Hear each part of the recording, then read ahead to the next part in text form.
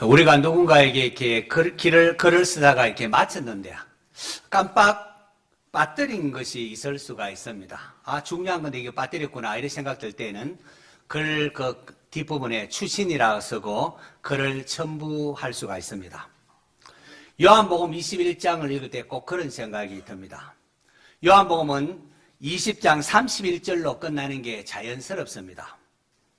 예수께서 제자들 앞에서 이 책이 기록되지 아니한 다른 표적도 많이 행하셨으나 오직 이것을 기록함은 너희로 예수께서 하나님의 아들 그리스도이심을 믿게 하려 하며 또 너희로 믿고 그 이름을 힘입어 생명을 얻게 하려 함이니라. 이렇게 끝나면 자연스럽습니다. 그런데 난데없이 갑자기 그 후에 예수께서 디베랴 호수에서 또 제자들에게 나타내신 일이 이러하니라 하면서 부록처럼 또 글이 첨부되어 있습니다. 사도 요한이 굳이 추신처럼 보이는 요한복음 21장을 통하여 무엇을 말하고 싶었을까요?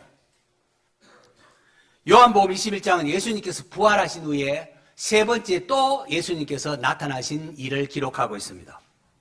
왜 하나님께서 요한에게 성령의 감동으로 이 부분을 다시금 기록하도록 그렇게 했던 것일까요? 저는 경험적으로 그 이유를 알고 있습니다. 이런 말씀드린 것처럼 요한복음 21장은 저의 영적 고향처럼 여겨지는 본문입니다. 타지에 나가서 고생하고 힘들고 하면은 고향이 생각나지 않습니까? 그처럼 목회하다가 힘들고 지칠 때마다 요한복음 21장이 기록된 디베랴 호숫가에 제자들을 찾아오신 예수님이 떠오릅니다. 예수님께서 제자들에게 물으셨습니다. 얘들아, 너에게 고기가 있느냐? 제자들이 대답합니다. 없나이다. 밤이 새도록 물고기를 잡으려고 했건만 허사했다는 겁니다. 없나이다. 이것이 디베랴 호숫가에서 제자들만의 이야기였습니까? 이 고백은 우리 인생의 실존을 잘 대변해 주고 있습니다. 하나님을 떠난 인생의 모든 노력은 헛되다는 겁니다. 헛되니 모든 것이 헛되도다. 없나이다 하는 제자들에게 예수님께서 그물을 배 오른편에 던지라 그리하면 잡으리라 합니다. 이에 제자들이 그물을 배 오른편에 던졌더니 고기가 너무 많이 잡혀서 제대로 들 수가 없었습니다. 우리는 이것을 통하여 예수님을 떠나서는 우리가 아무것도 할 수 없다는 사실과 또 주님의 말씀에 순종했을 때는 주님께서 모든 것을 이루게 하신다는 것을 우리가 알 수가 있습니다. 예수님께서 밤이 새도록 고기를 잡느라 피곤에 지친 제자들을 위하여 육지에 숯불과 생선 그리고 떡까지 준비해 놓으셨습니다. 그리고 제자들에게 와서 조반을 먹어라 하면서 조반을 먹게 하시고 예수님이 제자들에게 조반을 먹이신 후에 이제 심중에 둔 말을 하기 시작합니다. 부활하신 예수께서 왜 세 번째 제자들에게 나타나셨는지를 알게 해주는 대목입니다. 예수님께서 제자들의 대표라 일컫는 베드로에게 묻습니다. 요한의 아들 시몬아, 네가 이 사람들보다 나를 더 사랑하느냐, 나를 최고로 사랑하느냐 묻습니다. 베드로가 주님 그러 아나이다. 내가 주님을 사랑하는 줄 주님께서 아시나이다. 그러자 주님께서 내 어린 양을 먹이라 말씀하십니다. 그러더니 또 묻습니다. 요한의 아들 시몬아, 네가 나를 사랑하느냐? 그러하나이다. 내가 주님을 사랑하는 줄 주님께서 아시나이다. 또 대답합니다. 그런데 예수님께서 또다시 내 양을 치라 하시고는 또다시 요한의 아들 시몬아, 내가 나를 사랑하느냐 묻습니다. 세 번씩이나 묻습니다.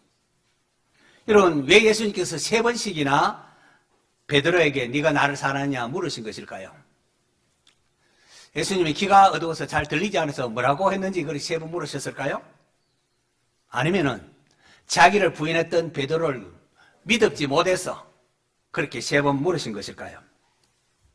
그렇지 않습니다, 여러분. 예수님께서 세 번씩이나 네가 나를 사랑하느냐 물으신 것은 그 베드로의 가슴에 무언가를 깊이 새겨놓기 위함입니다. 그게 뭘까요? 내 어린 양을 먹이라. 내 양을 치라. 내 양을 먹이라. 예수님은 얼마 후에 이제 부활하신 예수님 얼마 후에 하늘로 승천하십니다. 승천하시기에 앞서서 예수님이 가장 소중히 여기신 것을 누구에게 지금 맡기고자 하는 겁니다. 여러분은 가장 소중한 것을 누구에게 맡기겠습니까? 만약 여러분이 병들어서 이제 얼마 살지 못한다 이렇게 했는데 아직 자녀들은 어릴 때에 이 자녀를 누구에게 맡기겠습니까? 그것은 아마 나를 가장 사랑하는 자일 것입니다. 비록 내 자식이 좀 철도 없고 버릇도 없고 하지만은 네가 나를 봐서, 네가 나를 사랑해, 나를 봐서 좀 그래도 좀 예뻐해주고 잘못해도 너무 꾸짖지 말고 그렇게 좀 보살펴주면 좋겠다 그렇게 말하는 걸 아니겠습니까? 예수님께서 베드로에게 3번씩이나 네가 나를 사랑하느냐 물은 이유가 바로 이것입니다. 성도 여러분, 여러분은 예수님을 사랑하십니까? 3번 물었다고 하고 그렇다면 교회 내에 함께 신앙생활하는 하는 분들을 소중히 여기시기를 바랍니다. 때로 철부지 같은 사람도 있습니다. 속도 쓰기고 철부지 같은 그런 사람도 있습니다. 그럴수록 주님께서 부탁하신 양인 줄 알고 불쌍히 여겨주시기를 바랍니다. 너희 관용을 모든 사람에게 알게 하라. 주께서 가까우시니라고 했습니다. 얼마 있지 않으면 세월이 얼마나 빠릅니까? 잠시 잠깐 오면은 예수님께서 오십니다. 그리고 말씀하실 것입니다. 내가 네게 부탁한 어린 양이 가시거리가 10m도 안 되는데 고집은 아주 센 게 양이지 않습니까? 고집도 세고 철부지와 같은 그런 자였구만. 잘 돌봐줘서 고맙단다. 아마 주님께서 그렇게 말씀하실 겁니다. 이런 칭찬받는 성도 되시기를 축원합니다. 앞서 부활하신 예수님께서 제자들에게 지금 3번째 나타나셨는데요. 첫 번째 나타나셔서는 샬롬, 너희에게 에이레네 평강이 있을지어다 라고 말씀하셨습니다. 그리고는 아버지께서 나를 보내신 것 같이 나도 너희를 보낸다. 그렇게 말씀하십니다. 여러분, 인류 역사상 가장 대단한 사건은 하나님께서 독생자 예수님을 이 땅에 보내신 것이 가장 큰 사건 아니겠습니까? 그런데 예수님께서 아버지께서 나를 보내신 것처럼 나도 너희를 보낸다라고 하십니다. 얼마나 놀라운 사명입니까? 이런 사명을 맡기셨습니다. 2번째 나타나신 것은 그때 도마가 없어서 나는 예수님 부활한 거 못 믿겠다고 하는 도마 때문에 2번째 나타나셔서 도마야, 네 손가락 내밀어서 내 손을 보고 내밀어 옆구리 찔러봐라. 그리고는 믿음 없는 자가 되지 말고 믿는 자가 되라 라고 하셨어요. 그러니까 도마가 나의 주심이 나의 하나님이십니다. 이게 클라이막스거든요. 요한복음 전체의 결론이 예수님은 나의 주님이시고 나의 하나님이십니다. 너는 나를 본거로 믿느냐 보지 않고 믿는 자가 더 복이 있도다. 우리가 보지 않고 믿는 게 더 큰 복이래요. 그렇게 했습니다. 그렇게 예수님께서 귀한 사명을 맡기셨는데 시몬 베드로는 나같이 주님을 모른다고 3번씩이나 부인한 놈이 무슨 예수님의 제자라고 할 수 있단 말인가? 나는 자격이 안 돼 하면서 물고기나 잡으러 가려고 물고기 잡으러 갑니다. 그래 다른 또 자존심 센 제자들도 아이고 우리도 가노라면 다 따라가 버립니다. 예수님께서 그들 하여금 사람 낚는 어부, 세상에 나가서 내가 아버지께서 나를 보내고 나도 너희를 보낸다 복음 전하라고 그렇게 했건만 그러면 다시금 예전에 고기 잡는 그런 사람으로 돌아가 버립니다. 부활하신 예수님께서 또 3번째 찾아오신 건 바로 이 때문입니다. 다시금 찾아오셔서 그들로 하여금 내 양을 먹이라 내 양을 치라면서 다시금 소명감을 회복시키기 위하여 오셨다는 겁니다. 목회가 힘들고 참 그만두고 싶다 포기하고 싶을 때마다 저는 요한복음 21장을 읽습니다. 그리고는 내가 나를 사랑하느냐 이 주님의 질문 앞에 주님 내가 주님 사랑하는 줄 주님께서 아십니다. 그렇게 고백을 합니다. 이렇게 고백하면은 주님께서 내 어린 양을 먹이라 말씀하시는 것이 느껴집니다. 그래서 지금까지 목회를 하고 있습니다. 이것이 목회뿐이겠습니까? 모든 기독교인은 아브라함의 후손으로 이웃에게 복음을 전하고 복의 통로로서의 역할을 감당할 그런 부름받은 사명자입니다. 여러분도 다 사명자입니다. 하는 역할이 달라서 그렇지. 각자에게 주어진 이 사명을 감당할 때 가장 중요한 것은 주님을 사랑하는가라는 겁니다. 혹시 우리 가운데에 꿈을 잃어버리고 낙심한 분은 없습니까? 내 생각 이게 아닌데 그렇게 생각되기도 하고 모든 일이 엉망이고 도대체 마음 상한 일이 있습니까? 그렇다면 여러분도 요한복음 21장에 디베랴 호숫가에 제자들 찾아오신 예수님 앞에 여러분의 마음을 고백해 보시기를 바랍니다. 복음성 요한의 아들 시몬아 부를 때에 여러분이 신앙 고백을 담아서 주님 사랑합니다 이런 마음으로 이렇게 고백을 할 수 있기를 바랍니다. 요한의 아들 시몬아 같이 부르겠습니다.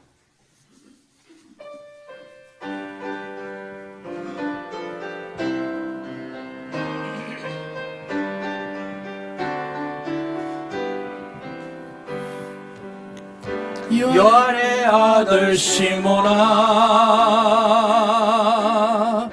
내가 다른 사람들보다 나를 더 사랑하느냐 하고 주님은 물으셨네. 요한의 아들 시몬아, 내가 다른 사람들보다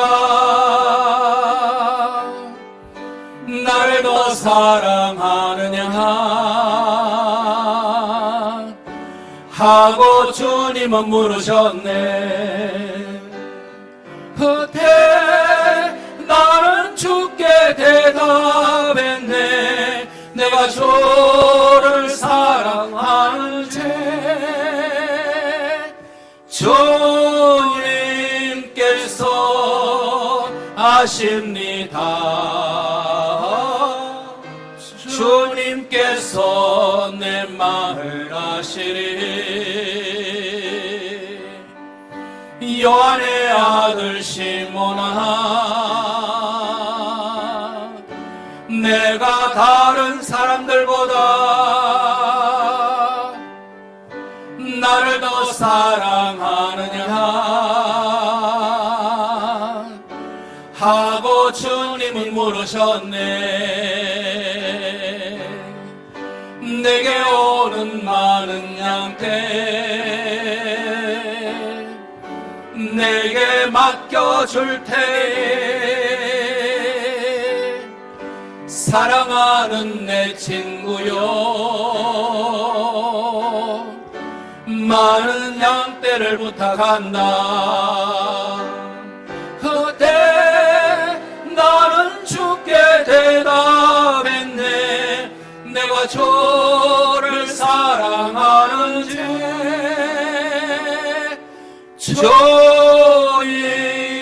주님께서 아십니다. 주님께서 내 마음 아시리. 우리가 주님을 사랑한다, 하나님 나라를 위해서 일한다라고 하지만 참 얼마나 자주 넘어집니까? 이러한 우리를 위하여 하나님께서 요한복음 21장을 추가로 기록한 겁니다. 그래서 저도 목회하다가 낙심될 때마다 요한복음 21장을 읽으면서 다시금 소명을 되찾곤 합니다. 자, 그렇다면은 우리가 이제 소명을 되찾고 소명을 감당할 때에 어떠한 자세로 행해야 할까요? 그게 바로 이제 18절 이하에 나오는 말씀입니다. 18절을 보면 내가 진실로 진실로 내게 이르노니 아멘 아멘입니다. 내가 아멘 아멘 내게 이르노니, 예수님 중요한 말씀할 때가 진실로 진실로 이런 말을 씁니다. 내가 젊어서는 스스로 띠뛰고 원하는 곳으로 다녔거니와 늙어서는 남이 내 팔을 불끄고 남이 내게 띠뛰고 원하지 아니하는 곳으로 데려가리라 하고 말씀하십니다. 예수님께서 베드로야 내 양들을 좀 부탁한다, 내 양을 좀 잘 지도해다오, 또 쳐다오 이렇게 하고는, 그렇게 하면은 네가 늙어서 평안하고 잘 될 것이다, 그렇게 말씀하지 않으셨습니다. 오히려 늙어서 남이 내게 띠띠우고 원하지 아니하는 곳으로 데려가리라 하고 말씀하십니다. 이게 무엇을 의미하는지 19절에 해석을 해주고 있습니다. 이 말씀을 하시면 베드로가 어떠한 죽음으로 하나님께 영광을 돌릴 것을 가르치심이르라. 이 말씀을 하시고 베드로에게 이르시되 나를 따르라 하시니. 이런 요한복음은 언제 기록됐는가 하니까 베드로가 죽고 난 이후에 숨겨난 이후에 기록된 복음서가 이 요한복음서입니다. 초대 역사가인 유세비우스와 교보들의 전성에 따르면은 이 베드로는 네로 황제 때 그때에 로마에서 십자가형, 그거로 거꾸로 해서 십자가형으로 순교당한 것으로 그렇게 우리에게 알려져 오고 있습니다. 사도 요한은 베드로의 이러한 죽음이 바로 하나님께 영광 돌리는 것이라 라고 했습니다. 예수님께서 왜 베드로를 향하여 3번씩이나 너 나를 사랑하느냐 질문하셨는지 여러분 분명해지지 않습니까? 비록 죽음이 기다린다고 할지라도 내게 맡겨진 소명, 내 어린 양을 먹이는 일을 포기하지 말라는 겁니다. 여러분, 사명이 죽음보다 귀하다는 사실 아시는지요? 여러분, 총을 지키고 진제를 사셔야 될 이 군인이 막 나 살자고 그냥 총을 노리고 도망가 버리면 그러면 다 죽는 것 아니겠습니까? 죽는 한이 있어도 자기 자리를 지키고 사명을 감당해야 된다는 거죠. 자, 그럼 주님의 이 말씀을 듣자 베드로가 돌이켜 예수님의 품에 있었던 자, 사랑하는 제자를 보면, 제자 요한입니다. 요한을 보면서 주님, 이 사람은 어떻게 되겠습니까? 묻습니다. 그때 예수님께서 그래, 요한은 이렇게 될 것이란다 라고 말씀하지 않으십니다. 오히려 내가 올 때까지 그를 내게 머물게 하고자 할지라도 네가 무슨 상관이 있느냐? 너는 나를 따르라 라고 하십니다. 여러분, 소명을 감당할 때에 우리를 흔들리게 하는 대표적인 게 비교의식입니다. 비교의식에 사로잡히는 순간 우리는 흔들립니다. 왜 저 사람이 이렇고 나는 이렇게 하느냐? 그렇게 하면은 우리가 서로 사랑하고 동력해야 될 형제 자매가 시기하고 질투하고 미워하는 대상으로 전락됩니다. 그렇게 되면 여지없이 마귀에게 놀아납니다. 비교의식에 사로잡히는 순간 우리는 마귀에게 놀아난다는 사실을 알아야 됩니다. 하나님은 우리를 다양하게 지으셨습니다. 그리고 다양한 환경에 두셨습니다. 50억 인구, 60억 인구 있다 할지라도 한 사람도 같은 사람이 없습니다. 얼굴도 당기고 생긴 것도 다르고, 누구는 아주 부잣집에 태어나서 또 재정적으로 넉넉하게 사는 거 합니다. 누구는 지지로도 가난한 곳에 태어나서 부모 때부터 이렇게 가난을 물려받아서 고생하는 사람도 있습니다. 누구는 예수 믿는 가정에 태어나서 처음부터 교회 다니는데 어림이 없는가 하면, 누구는 믿지 않는 가정에 태어나서 교회 나가는 거 눈치 보고 와야 되고 핍박도 받습니다. 하나님께서 우리를 그렇게 다양하게 태어나게 하셨습니다. 그리고 거기에는 각자를 향한 하나님의 뜻이 담겨져 있습니다. 우리가 해야 할 일은 각자가 있는 그곳에서, 각자 처한 상황에서 거기서 나는 어떻게 하기를 원하는, 주님 어떻게 할까요? 주님의 말씀에 순종하고 주님을 따르면 됩니다. 때로 힘들고 어려운 인생길을 걸을 때에 할지라도 왜 나만 이런 어려움을 겪느냐고, 왜 나만 이렇게 고생하느냐, 투덜거리거나 불평하지 마시기 바랍니다. 그래 봐야 소용도 없습니다. 주님께서 베드로에게 말씀하십니다. 왜 남과 비교하느냐? 너는 나를 따르기만 하면 된다라고 말씀하십니다. 그래서 이 말이 와전이 되어서 예수님께서는 요한은 죽지 않는다고 하더라 라고 그런 소문이 퍼져나갔습니다. 무슨 말입니까? 거기 있던 다른 제자들도 역시 비교의식에 사로잡혀 있었다는 겁니다. 여러분, 요한복음 마지막이 비교하지 말고 너는 나를 따르라, 이걸로 마무리하고 있으면 여러분 좀 주목하시기 바랍니다. 비교에 빠지는 것이 얼마나 위험하면은 사도 요한이 그의 복음서 마지막에 이것을 기록했겠습니까? 저도 목회하면서 제일 흔들리기 쉬운 게 바로 이 부분이더라고요. 이메일 목회하면서 누구는 나보다 공부도 안 하고 그런데도 그 대형교회 가서 떵떵거리면서 사역하는데 나는 이 작은 교회 이렇게 목회하게 됐느냐, 이런 비교의식이 흔들리는 순간에 목회가 흔들리고 그러는 거죠. 크든지 작든지 내게 있는 그곳에서 충성하니까 하나님께서 하시는 겁니다. 나머지는 우리의 삶도 마찬가지입니다. 남과 비교하지 말고 내가 있는 곳에서 부한 곳에 태어났든 가난한 곳에 태어났든지 거기서 하나님 원하시는 것이 무엇일까? 하나님을 따르고 주님을 따르면은 하나님께서 칭찬하십니다. 오히려 어려운 환경 가운데 태어났을 때에 거기에 포기하지 않고 주님을 따르면은 얼마나 대견하고 그렇겠습니까? 부모가 자식이 별로 물려준 것도 없는데 근데 그 자식이 부모께 효도하고 세상에서 빠듯하게 살아가면은 그게 더 큰 부모께 영광이 되고 하나님 보시기에 영광이 되는 것 아니겠습니까? 영혼을 좀먹는 이 비교 의식을 버리시기를 바랍니다. 여러분, 우리가 이것만 할 수 있다는 건 얼마죠? 베드로의 사역이 다르고 요한의 사역이 다릅니다. 베드로는 순교할 것이고 요한은 오래 살아남아서 이 요한복음도 기록하고 베드로 사후에 요한복음도 기록하고 요한 1서, 2서, 3서 또 요한계시록까지 기록하게 됩니다. 주님은 베드로에게 요한을 어떻게 하든지 네가 무슨 상관이냐, 너는 나를 따르라 했습니다. 오늘 우리는 교회 장로 3인 정선을 위한 공동회의를 합니다. 조심할 것은 이때가 사탄이 교회를 흔들기 가장 쉬운 시점이기도 하다는 겁니다. 왜요? 사탄은 우리의 약점을 잘 압니다. 우리의 재성인 비교의식을 부추기기 때문에 그렇습니다. 실제로 교회마다 이 선거 일꾼 세우는 건 축제가 되어야 되는데 이 선거 때마다 시험 드는 성도들이 있습니다.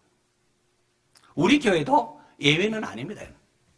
지난날 돌아보면은 우리 교회도 직분자 선거하니까 선거에 시험이 들어서 나를 몰라준다는 거죠. 교인들이 나를 몰라준다. 시험이 들어서 교회를 떠난 분이 있습니다. 교회가 일꾼을 뽑는 것은 기뻐하고 즐거워할 일인데 이것을 인하여 교회마다 시험에 빠지는 성도가 있음을 볼 때 얼마나 속상하고 안타까운 일입니까? 여러분에게 묻습니다. 주님을 사랑하십니까? 그렇다면은 다른 사람과 비교하지 말고 각자에게 주어진 일에 충성하시기 바랍니다. 그게 진짜로 주님 사랑하는 겁니다. 우리 각자가 받은 달란트는 다 다르지만은 하나님 나라를 위하여 함께 부름받은 동력자들입니다. 예수님 안에서 서로 사랑해야 될 형제 자매들입니다. 형제 자매들이 서로 시기하고 질투하면 그 집안은 콩가루 집안 되는 겁니다. 우리는 한 몸의 지체들입니다. 한 명이 아프면 다 같이 아픈 거고 한 명이 잘 되면 다 같이 즐거운 거예요. 한 공동체입니다. 우리 교회 표가 원래 표 그겁니다. 함께 자라는 예배 공동체. Together we grow입니다. 함께. 우리가 할 일은 다른 사람과 비교하는 것이 아니라 오히려 동력하면서 주님을 따르는 겁니다. 우리가 비교의식에 빠지지 말고 맡긴 사명에 충성할 때에 하나님은 기뻐하시며 영광을 받으십니다. 다른 사람이 어찌하든지 간에 너는 나를 따르라는 이 주님의 음성에 아멘 하면서 참으로 주님을 사랑하는 복된 성도들 되시기를 축원합니다.